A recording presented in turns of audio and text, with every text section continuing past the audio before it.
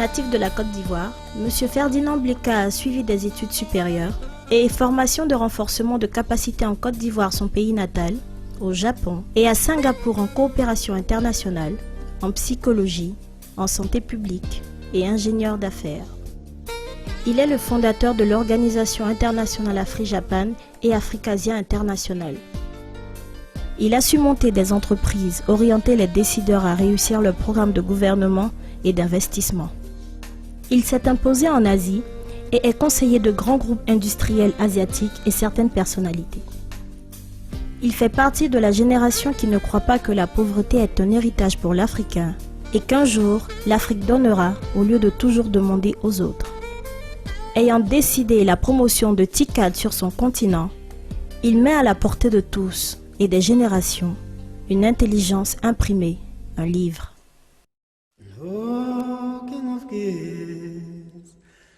L'Afrique ne mérite pas d'être appelée un continent pauvre.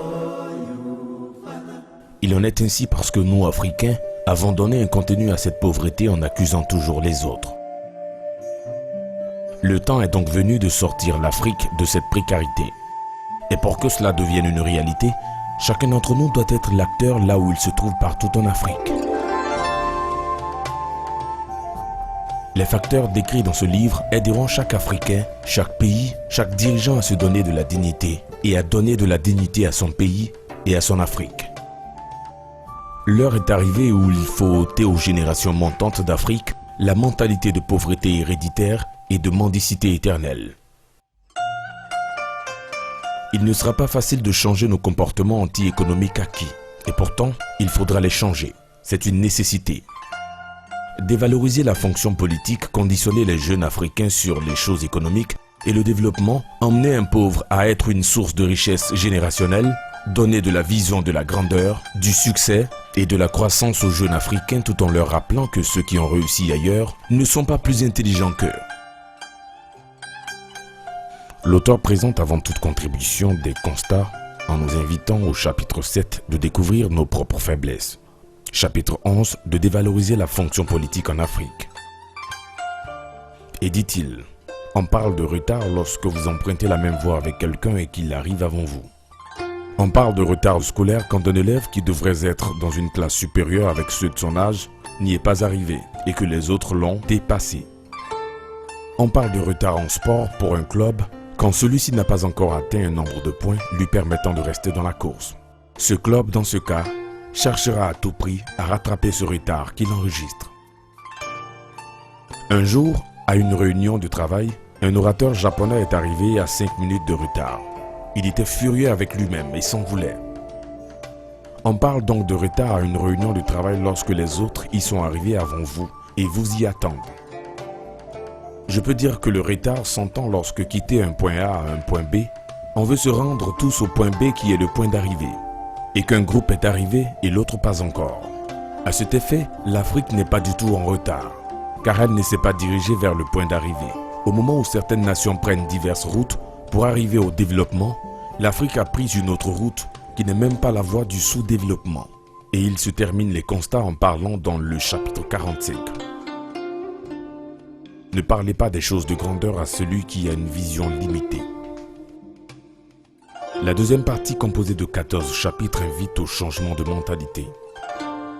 L'auteur ressort au chapitre 10. Quand le Japon dort riche sur une terre pauvre. La pauvreté du sous-sol japonais et de l'environnement géophysique est favorable à une pauvreté chronique du pays. Cette situation naturelle défavorable ne pouvait permettre aucun développement dans le pays. Le Japon devrait en principe rester un pays pauvre et très endetté.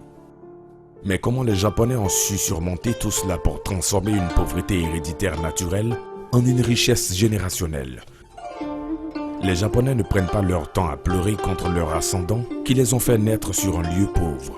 Mais ils ont surpassé leur pauvreté pour transmettre une richesse croissante à leurs descendants en leur assurant un futur meilleur. La richesse a été créée par les dirigeants qui ont accepté de mettre la politique à la périphérie. Production du Japon. Construction auto, premier. Construction navale, premier. Machine-outils, premier. Chimie, deuxième. Pharmacie, deuxième. Semi-conducteur, deuxième. Télévision couleur, deuxième. Magnétoscope, premier. Robotique, premier. Longue espérance de vie, premier. Pour l'auteur, l'espoir est permis et il le définit dans 15 chapitres et présente des exemples de réussite après avoir pleuré sur un pont de 36 km et appelé l'Afrique depuis les collines de Burundi.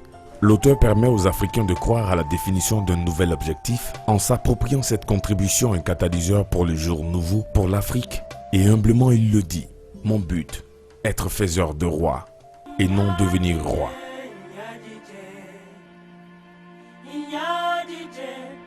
Londobese, Iyadije.